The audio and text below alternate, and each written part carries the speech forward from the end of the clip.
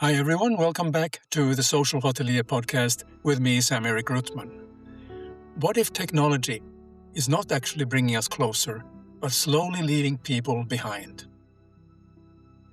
In this conversation, we explore why simple solutions often work better than complex ones, why a lot of AI creates more noise than value, and why real innovations should focus on solving human problems, especially for the older generations, who are often overlooked. My guest today, Matt Smith, is not just building technology, he's rethinking how it should connect people. As a co-founder of Speak2, he's focused on helping families stay connected across generations through simple, easy-to-use tool.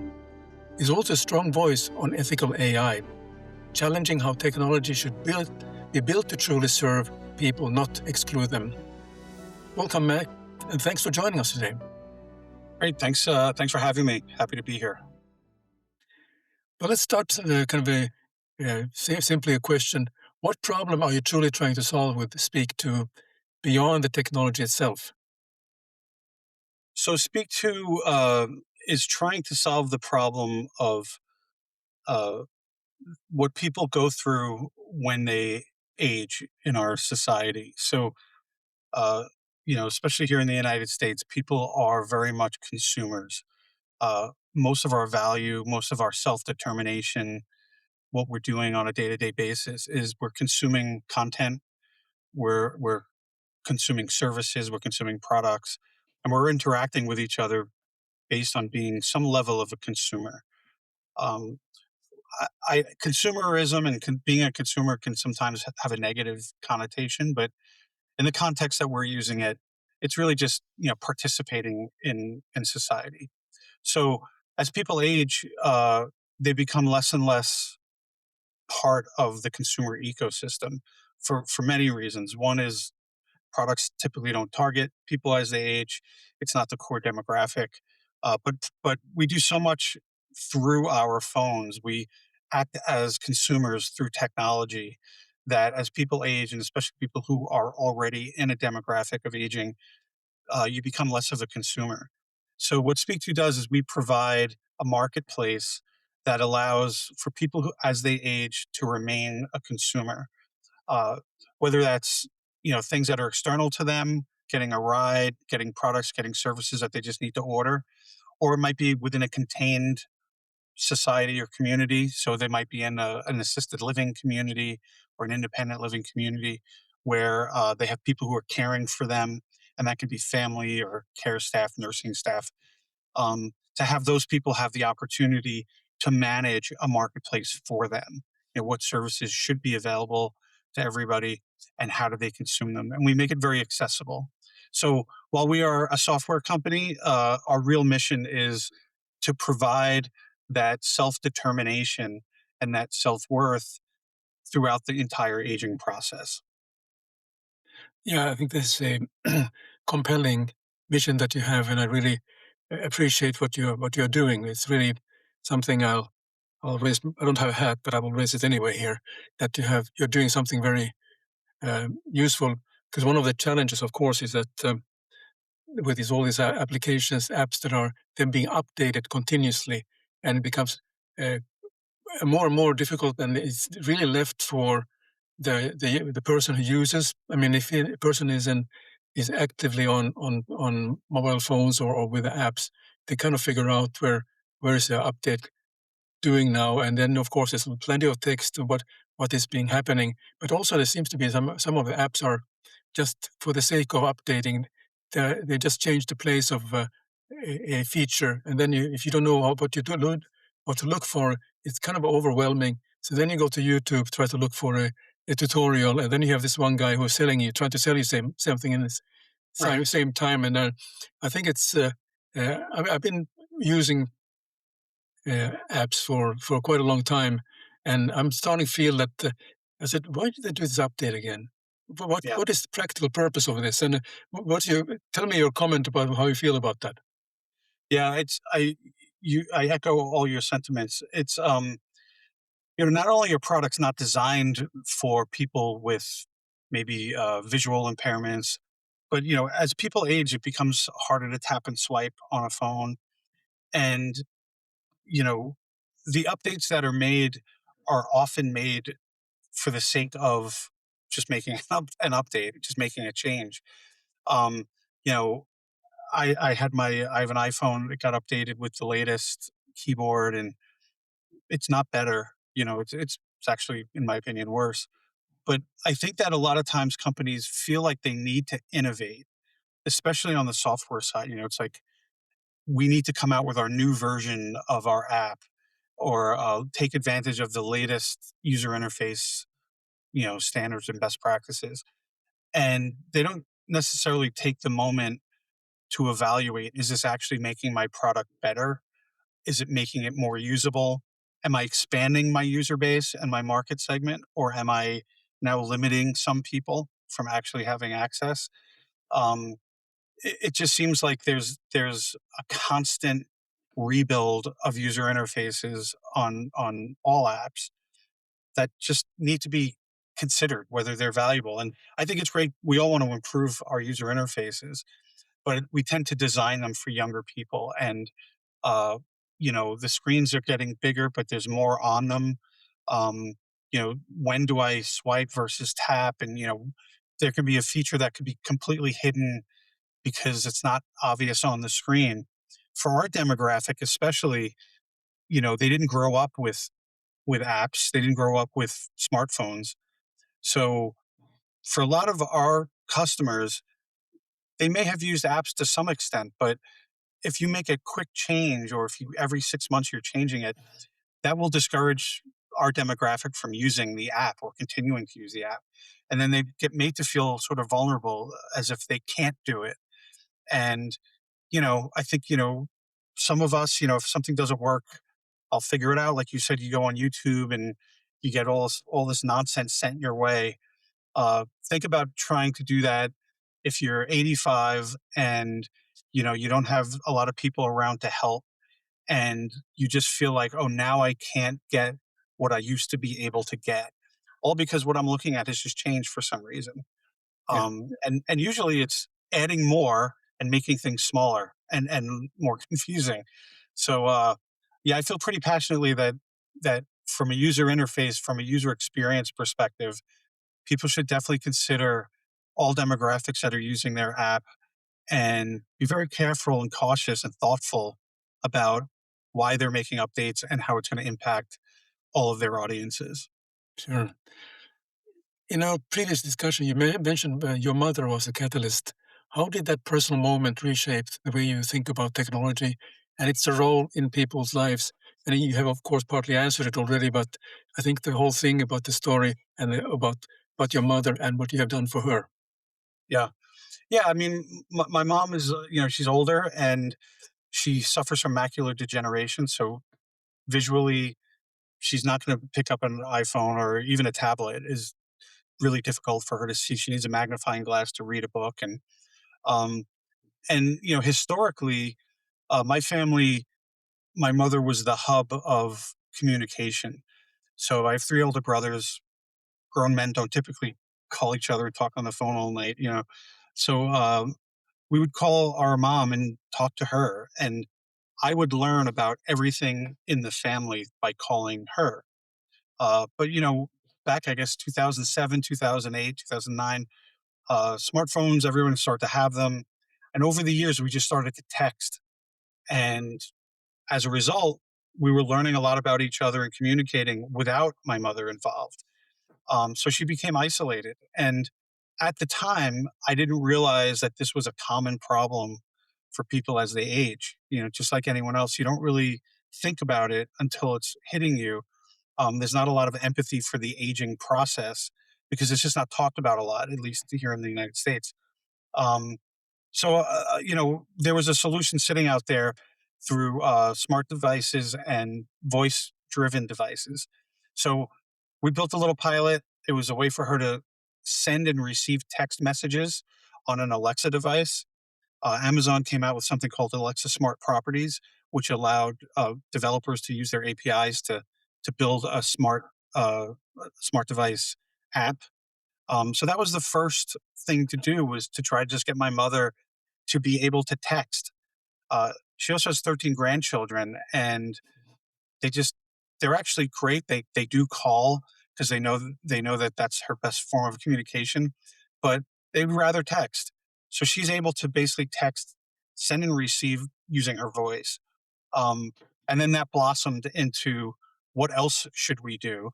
We looked at the industry and we saw a lot of software that um, maybe was based on, historical or legacy technology.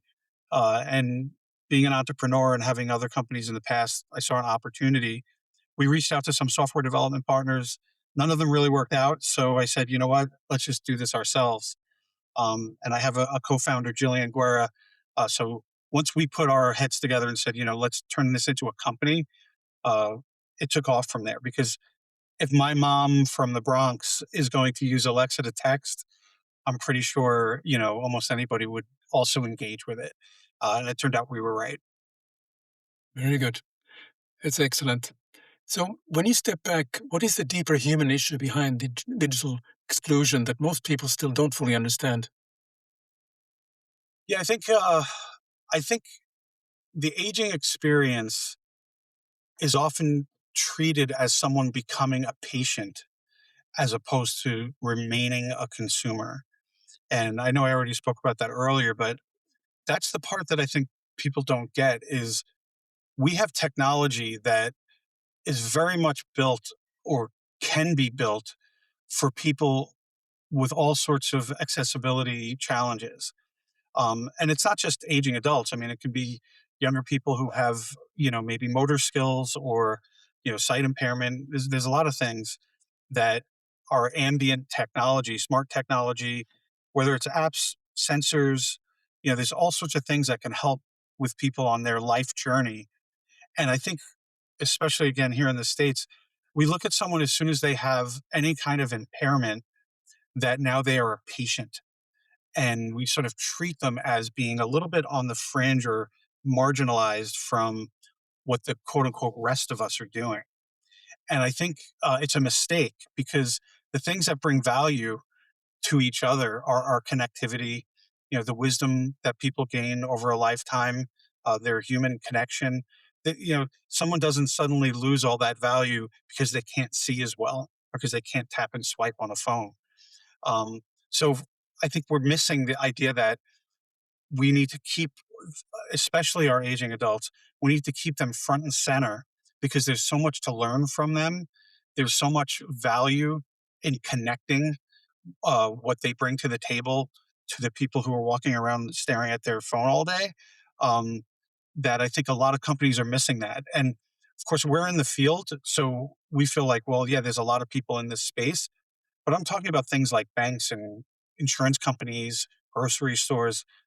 People aren't designing for that demographic. And I think that that's a big miss. People should be designing for that demographic and keeping it in mind. It's a big demographic in the United States. It happens to be a pretty wealthy demographic. And I do see it changing in some ways, but I think people are missing that human aspect of building their products. Yeah, I mean, there is quite a bit of discussion about these things in Finland and or in the Nordics for that matter. And now banks are realizing that they cannot ignore a population where the aging population is becoming actually majority of the population. Right. So now they have separate services or separate numbers where you can dial in to have somebody who will take their time to explain in everyday language how to use the service, and also to the answer in a friendly way how to resolve an issue there may be with a bank.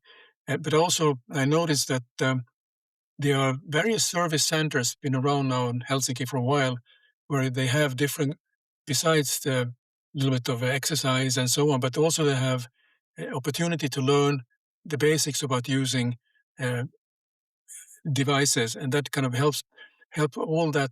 What you mentioned is a little bit of a dilemma in many countries, is that they try to make that easier. But I still know that there are I hear the stories about somebody saying, well, they're still writing, or try to write by hand on a paper what they Yeah. need from the bank, and they're trying to get to the bank and get that service, but there's no one to receive that piece of paper. So, there are many kind of issues, but I think that what you're doing is quite of enormous thing, realizing what you have from your uh, personal experience, and how you're trying to help. And I can see there's really a future in the kind of solution you're providing. But you've been outspoken about AI. Are we overestimating its value and underestimating its consequences? Yeah, it's a great topic. I don't know that we're overestimating the value. I think we're still trying to figure it out to some extent. I do see that, I mean, we're using AI at Speak to. I think the problem that we're currently encountering is everything is trying to incorporate AI, even in places where it's just not necessary.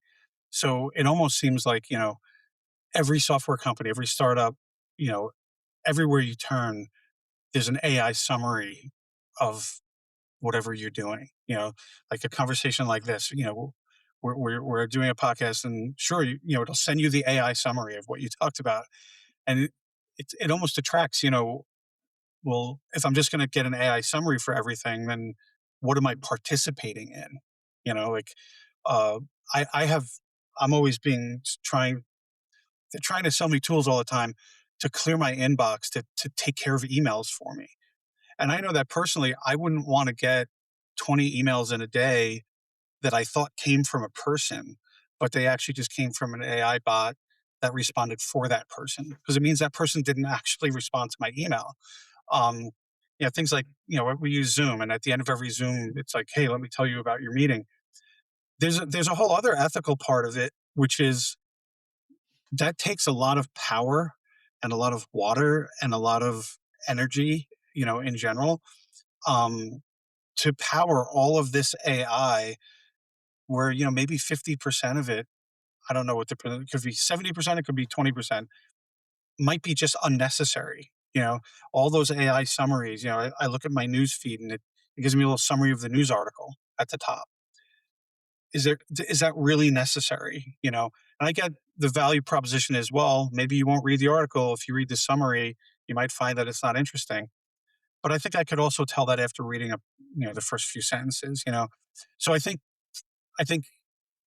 there's a lot of potential with AI where summaries can be really important. I think it would be great to have summaries of someone's wellness. Is someone at risk of falling? Is someone at risk of, not getting the right nutrition?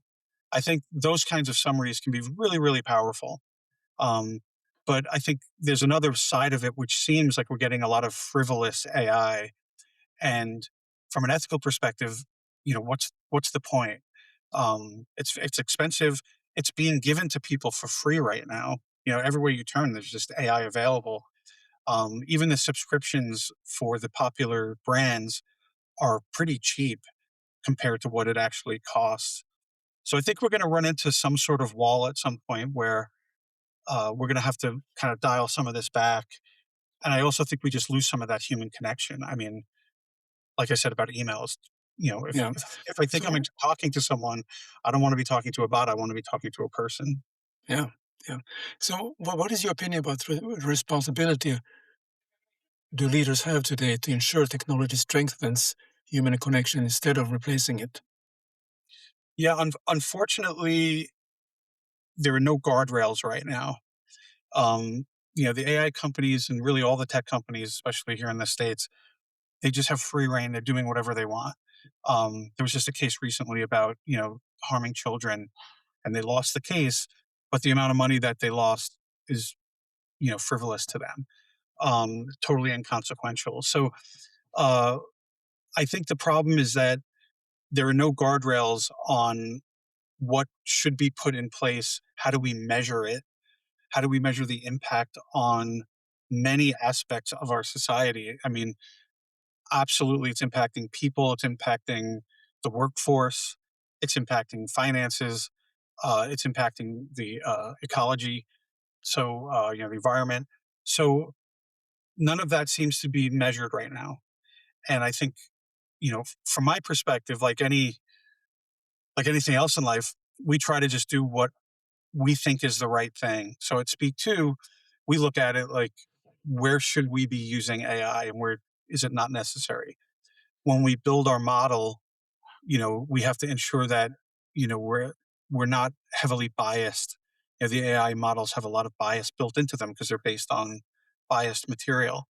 So, encountering bias and identifying it and making sure it doesn't negatively affect the users is really important. So it really starts back, even the decision to use it. But then when the model is being built, is there bias built into it? Is this effective? Is it safe? What information am I collecting?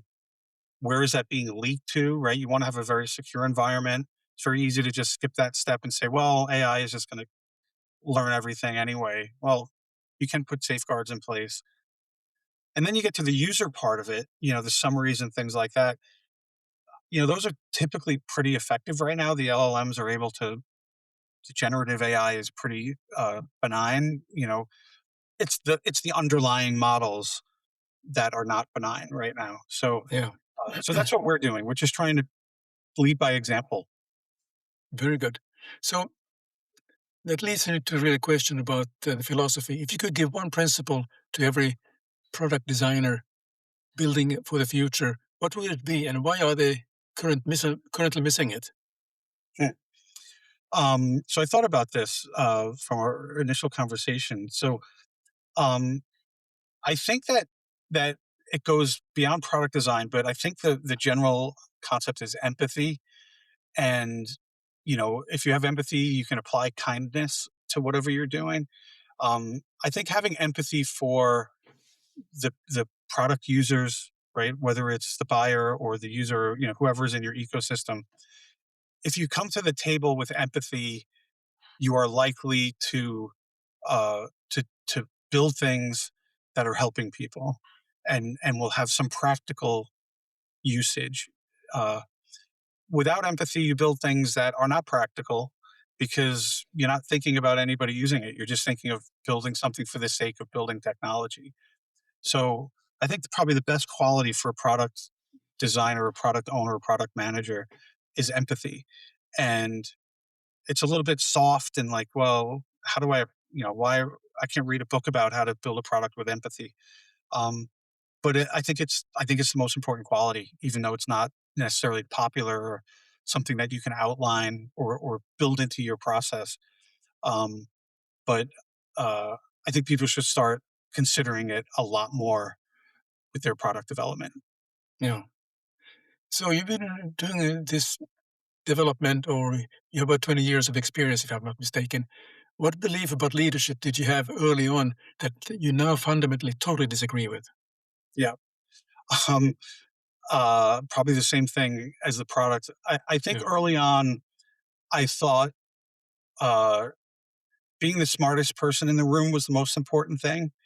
Um, and I was by no means the smartest person in the room, but I like to act like I was.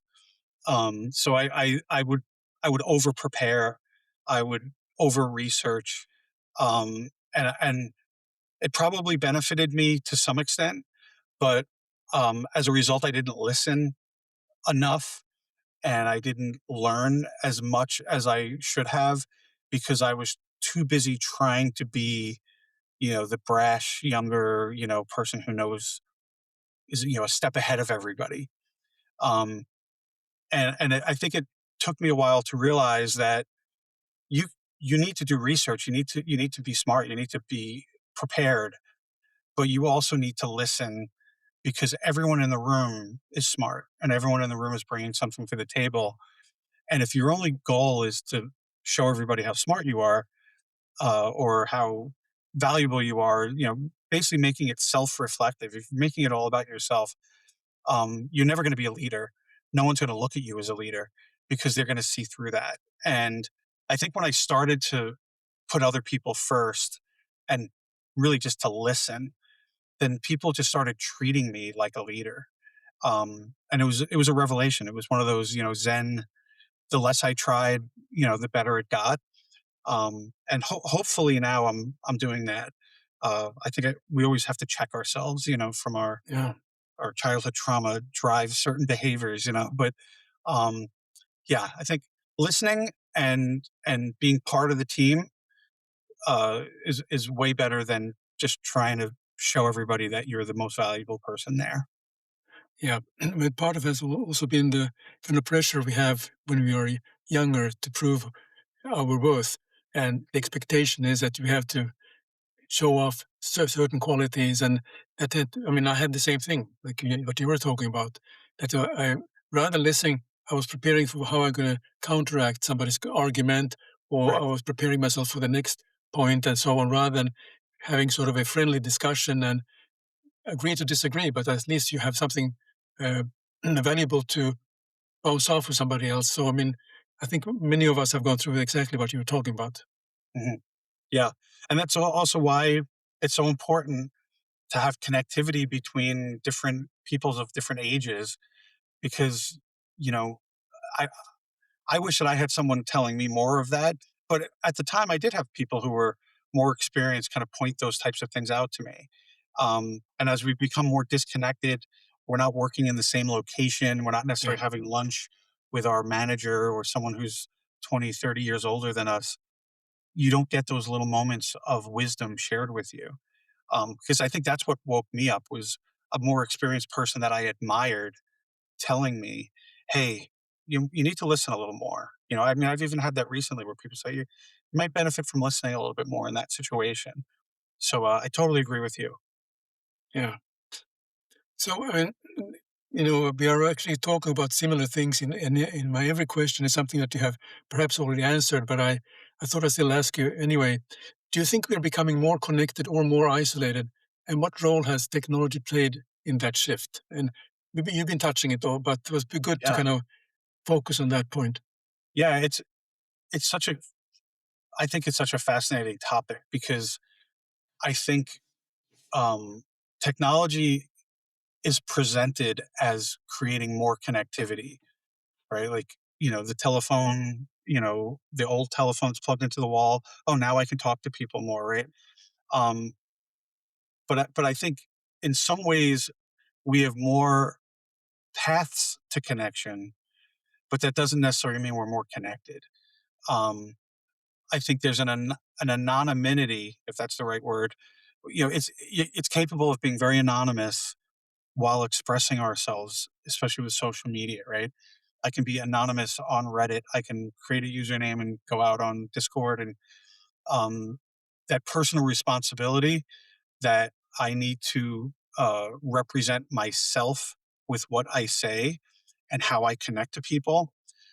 There's a path to not doing that.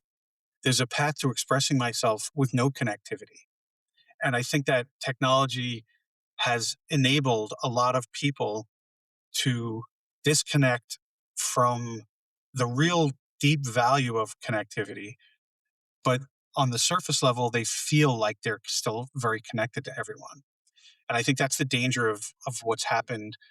When social media was first being introduced to the market, I remember having a conversation with my mother actually, and she said, "This is terrible." I mean, she was adamantly, this is really bad. And I gave her this big speech about, well, people need to be able to communicate and the cream will rise to the top. And if we have a platform that everybody can communicate with and present themselves, then, it'll police itself just like society does, now, right? Or this was back then. And I'll have to say she was right. um, it's created a really bad situation um, with, fake identities, abuse. Just there's a lot of negativity around social media, especially the algorithms that are rage baiting and just making everybody, you know, they get more money for people being mad at each other and angry than they do in bringing people together. And Yeah, I guess bringing people together is boring, but uh, that's where we're at right now. And I'm really hoping that these things change because the potential is tremendous. We're talking, we met, you're in Europe, I'm here in New York. I mean, it's amazing. We found each other, we're talking, we're sharing ideas. That's not possible without all the technology we have. But at the same time, there might be 10 people telling each other how much they hate each other using the same technology. So Yeah, I hope that we mature as a society so that we catch up and that the human part of technology actually makes it connectedness in a positive way as opposed to just connected, in a negative way. yeah. I mean, you're doing the right thing, and then I hope that the Speak Two can actually grow in a way that you can continue to talk about those things that you're passionate about. And I mean, considering that you can grow in scale, what kind of world do you hope it helps to create? I mean, you already answered it, but say it again. And Yeah. what would it be different about how people experience everyday life? Yeah. I mean, we're just hoping to get as much reach. I mean, our focus is on aging adults. The more people we can get to, the more people we're bringing together. Some things that we're doing that aren't our technology are just sort of a celebration of kindness and people working together. So, we're doing things like we're creating a little book for the care staff, for the people who work in communities, just to thank them. Um, we're creating things for the residents. We're creating things for the families, and it's all with the intention of just connecting people. So, right now we're a pretty small company, but hopefully that the more people we reach, the more connected people are. And I mean, we hear it just on a daily basis. Someone being happy because they're hearing from more people in their family or whatever, or oh, now I can just ask for, I need a ride to my religious services on Friday. I can just ask for that now, and I know when someone's coming, and I'm not nervous, and I feel confident. So we just want to grow that, and all that positive energy we're hoping just sort of spreads naturally. Very good. So, people who are interested to find out more about Speak Two, how can they do so? How can they reach out to you, and how can they reach out to the company? Yeah, I mean, if you just Google search "speak to," it's on my shirt. Speak with the number two. You'll probably find us. Our website is speak2family.com. So speak with the number two family.com. If you go there, you'll see all about us. You'll find my partner Jillian and me on the site with some of our other team, and you can always get in touch with us. I'm with the name Matt Smith. I'm a little hard to find if you just try to find me directly, which I think might be a good thing. But if you first search for Speak Two and Matt Smith, you'll definitely find me. So, we have now time for what I call off the mic. The idea is that we know Matt now from your what you have shared about the company that you partly found, and about Speak To, and the story how we get started, and all the good things that you're doing. But we try to find out a little bit more about Matt, a little bit about the person behind the persona. So my first question is, if your younger self, the early New Yorker entrepreneur, met you today, what would surprise him the most about who you become? Oh man, that's a good one. Um, I think that without getting emotional about it, the younger part of me or the younger self, uh, maybe when I was in my 20s, I think that person would be pretty impressed and and pretty satisfied uh, that things have worked out the way that they did. I think I was really searching, back then for a purpose, and I didn't necessarily feel like I was on a good path, and even in my early professional career, I was really not sure what I wanted to do. Um, so I think that that person would look at me and say, "Okay, that's pretty cool. You're doing something you like. You're actually helping people. You're proud of what you're doing. You've built some great relationships. So knock wood, everything. everything's good. So I think that person would be proud of where I'm at. Great. What's one piece of technology you secretly wish would disappear tomorrow? Oh boy, Truth Social. Can I be political?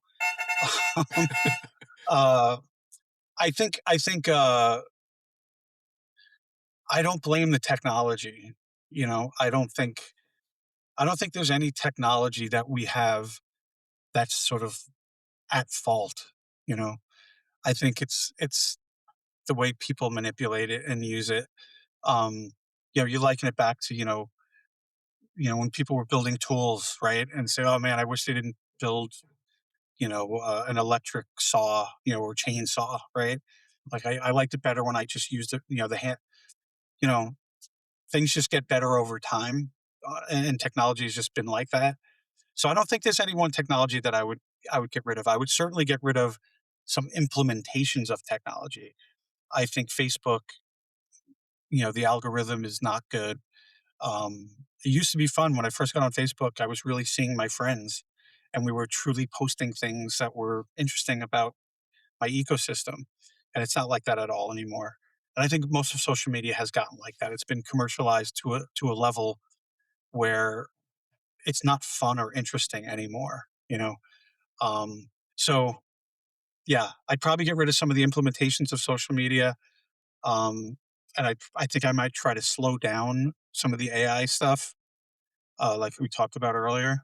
Yeah, But I'm a technology advocate. I think technology is fantastic. It just needs to be used the right way. sure.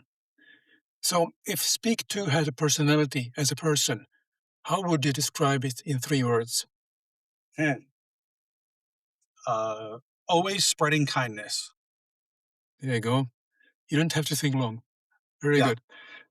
What's a small everyday moment that instantly reminds you why you're doing this work? There's always an email or a text like every day from a customer saying thank you. Um, you know, uh, I'm thinking just back on Friday, I was going back and forth. We're very free about giving our phone number so our customers can text us. And I had someone thank me on Friday, uh, for doing what we do. Um, it's it's incredible because I've done a lot of things in the past, and I was doing maybe good work or interesting work or being effective, but no one was really thanking me because it was like, hey, nice job. That's very different than a human being who really is genuinely thankful. So that's it right there. Very good. So, what do you do when you switch off from building all this technology and talking with customers? Yeah. Well, I don't switch off much, to be honest, probably to a fault, but I have some hobbies. I have kids, so that's pretty much the biggest focus I have outside of work. Yeah. I play music. I was a music student in university. Uh, I stopped for a really long time, but recently, over the last year or two, I've picked it back up, and I'm just getting little gigs here in New York. Just playing my acoustic guitar and singing. So that's my new hobby to kind of clear my mind is music. Well, that's great. I mean, I've been, I'm like you. I played acoustic guitar for many, many years. Actually, I started very young because I found that a very good way to meet girls Yeah. at the Yes. time, or around the kind of the bonfire or so on, Yeah. while we're making pancakes and so on. So I was the singer and with the guitar and Yeah. took all the requests. But Yeah. I, I played for a while, doing things like when I was working in the hotel, we had a staff party every year, and the staff found out that I enjoyed playing the guitar. They could probably sometimes heard that I was practicing, so Mm, I usually played one song for them every year, and that was sort of nice. very nerve-wracking. I had to practice 3 months in advance because I want to because be very, very nice. But what saved me was at the hotel we had a house band of top professionals, so they covered me Yeah. Yeah. Yeah. covered me in many ways that the sound was very, very good. That's smart. You set yourself up for success with the band. That's good. Yeah. Yeah, that's Yeah, great. but I can appreciate that, and I realize that the when you kind of I lose myself when I play guitar. You know, in a way, that kind of anything that kind of bothers me that goes away, and also I think it has some impact when you touch your fingertips on the strings. I Yeah, think that has a impact on your system also. yeah. I think it was. I'm sure many people have said this, but I know Prince, the musician Prince, said in an interview that there's nothing better than creating music. You know, there's nothing better in life than that feeling, and I agree with it. I mean, I get very proud of the technology and all that, but sometimes when I'm sitting and I'm playing, you get a very sort of zen in the moment feeling, and it's a great release from all of the things going on. You know, Yeah, so I agree. It's because it's also physical. You know, sure. which I think is really important to have some sort of connection to your body and your nervous system. Well, that's great. I mean, this is my favorite part of the discussing meeting people is to have these conversations where we really just realize we both love playing guitars. That's already Yeah, one of those things. yeah, exactly. All I don't right, know if you, I don't know if you can hear the. Do you hear the sirens in the background? it's New York, right? Yeah. So there you go. So a little experience of being in New York is uh, you don't get by in an hour without hearing some sirens outside your Yeah. window. So, Matt, I really appreciate that you're joining today episode and all the value you've been giving and a lot of sort of food for thought. I say, yeah. So, thanks for all the fantastic insight. Yeah. Thanks for having me. It's been great. Thank you for tuning into the Social Hotelier. If you enjoyed this episode, please take a moment to leave us a review, give it a thumbs up, and don't forget to hit that subscribe button to stay updated. We have an incredible lineup of guests coming your way. Stay tuned for more thought-provoking conversations. Until next time, take care and keep exploring.